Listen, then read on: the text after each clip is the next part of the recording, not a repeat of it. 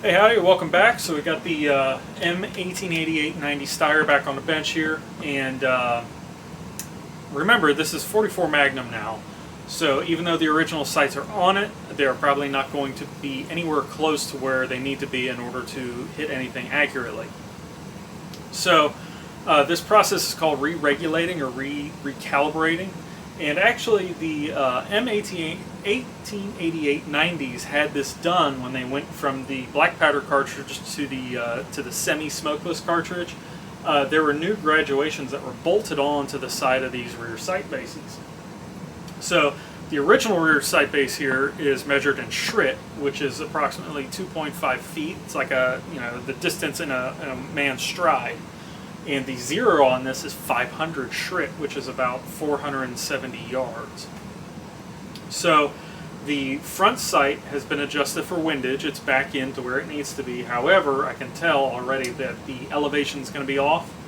So this process is, it's a little convoluted. There's a lot of trig that's involved, and fair warning, I mean, this is going to be a lot of math. If you don't like math, don't watch it. It's fine with me. I don't like math, but I got to do it anyway. So I'm going to take you over to the board here. We're going to go over some of the math.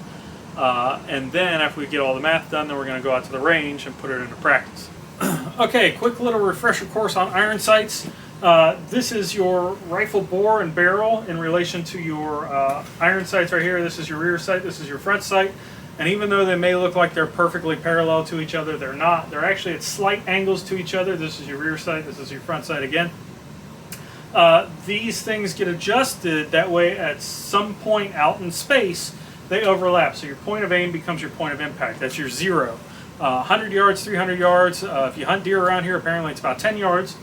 But that is your zero. So say, for example, you're shooting at this target right here. You're aiming directly at the bullseye. You hit high over here. That means you either have to raise your front sight or lower your rear sight.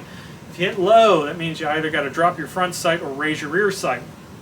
It's just the way it goes.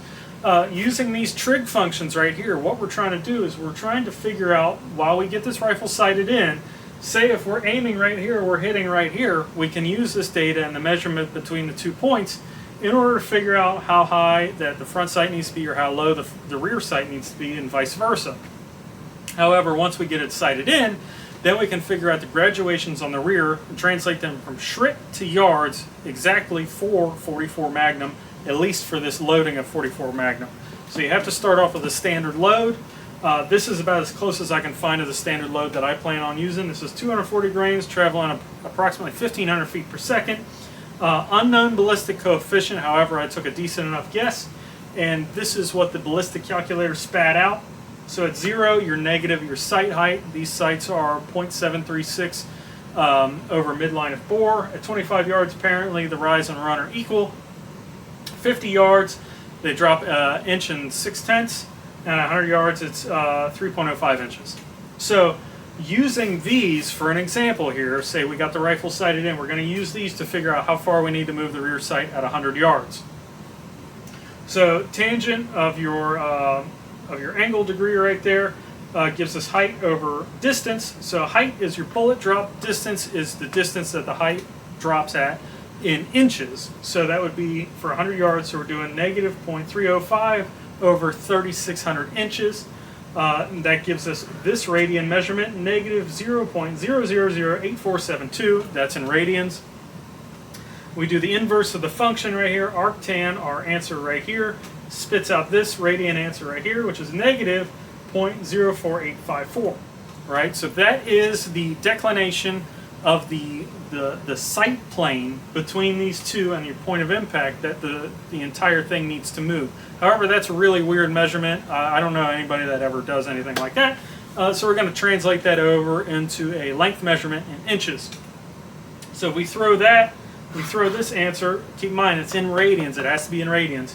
If we throw this answer into our next function right here, so the height distance equals absolute, don't forget absolute, your sight radius, so the distance between the two sights, tangent of this. So the sight radius on this rifle is 15.25 inches, tangent of negative 0.04854 if my calculations are correct, not only am I bald, but we'll also come out with positive 0.0129 inches for the rear, or negative 0.0129 for the front. So again, the whole idea of using these functions is to not only get the sights zeroed in at a certain distance, but then also to translate the Schritt measurement on the rear into a known distance for the ballistics table. Okay, so we're out here on a range. We've got the sight and target set up down there. It's graduated in inches. We've got our standard load loaded up right here. We got the rifle in a rest. So first, we got the rear sight adjusted all the way down. Keep in mind we're trying to figure out what the distance is from point of aim in order to raise or lower the point of impact to zero these sights originally. So we're going to put one down, and our point of aim is directly at the center of this sight and target. Get this adjusted. All right.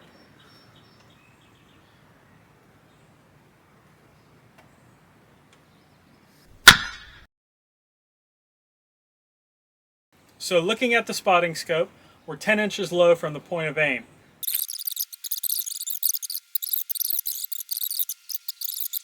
.84 So we'll do plus, minus 84 thousandths. So we can adjust the rear sight up 84 thousandths, or we can take the front sight down 84 thousandths. So I want this rifle to be zeroed at 50 yards. So what I'll do is I'll mark the front side off negative 84 thousandths, file it off, clean it up, thin it back out, and that'll be the battle zero, which was originally 500 Schritt, is now 50 yards for 44 Magnum.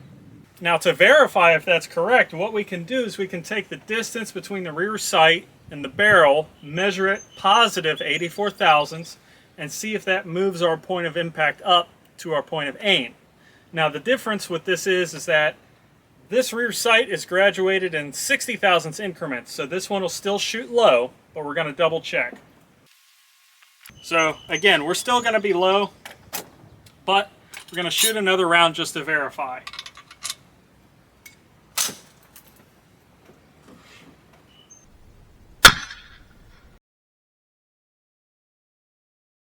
Three inches low. Still dead center, but it's 3 inches low.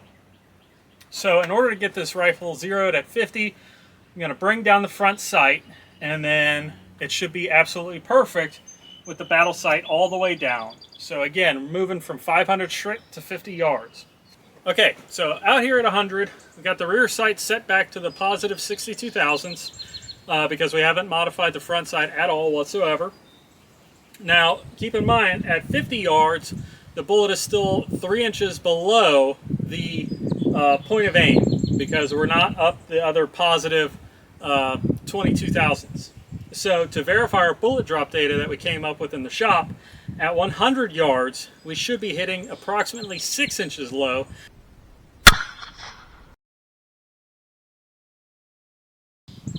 All right, so that one is 6 inches low. It's off to the right, but it's still 6 inches low.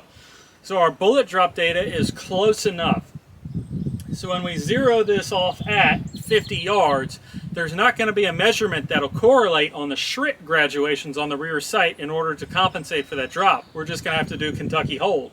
However, that might change at 200 yards. It just depends on what bullet drop data comes out farther down the line. I didn't even go that far because I figured it wouldn't even be close. So this is a quick little, once over run just to show how this is done. Once this goes back to the shop, the front sight's going to be modified. It's going to be milled down. It's going to be thinned out and squared up, and then it'll be peened into place for the windage. I'll take it back out here after that's all done just to verify. And yeah, the 1888-90 Steyr is officially zeroed in. So thanks for watching and happy building.